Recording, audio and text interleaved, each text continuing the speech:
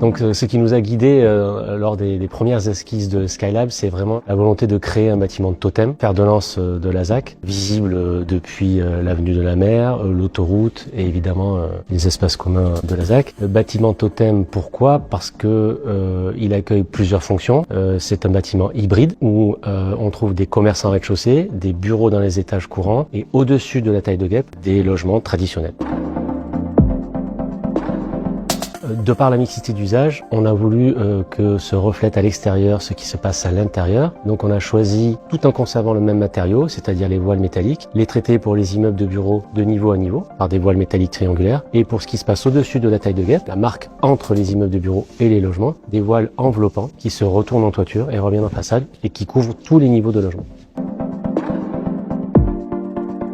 Pour ce qui est des enjeux écologiques et énergétiques, on a un point fort sur ce projet, c'est le cœur d'îlot qui est commun à tous les bâtiments, qui a été dessiné par Pierre Tour, l'architecte en chef de la ZAC. Point fort pourquoi? Parce qu'il amène de la végétation évidemment, mais aussi nous permet de ventiler naturellement les logements, donc comme un îlot de fraîcheur, et de satisfaire la gestion des eaux pluviales. On a aussi des protections solaires à tous les niveaux, comme je l'ai évoqué précédemment avec nos voiles métalliques, et surtout on a un nombre très important de logements traversants ou à minima biorientés.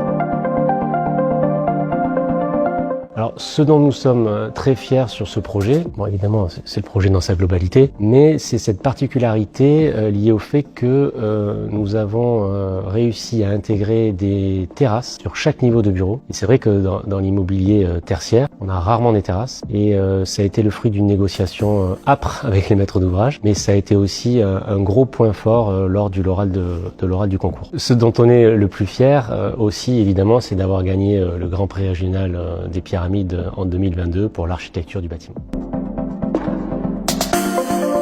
Odyssée Rive Gauche, c'est un projet d'ensemble sur lequel 3 architectes ont pu s'exprimer. Donc, je suis l'architecte de Skylab. Nous avons aussi Thomas Landemaine et l'agence Esteb et Catala.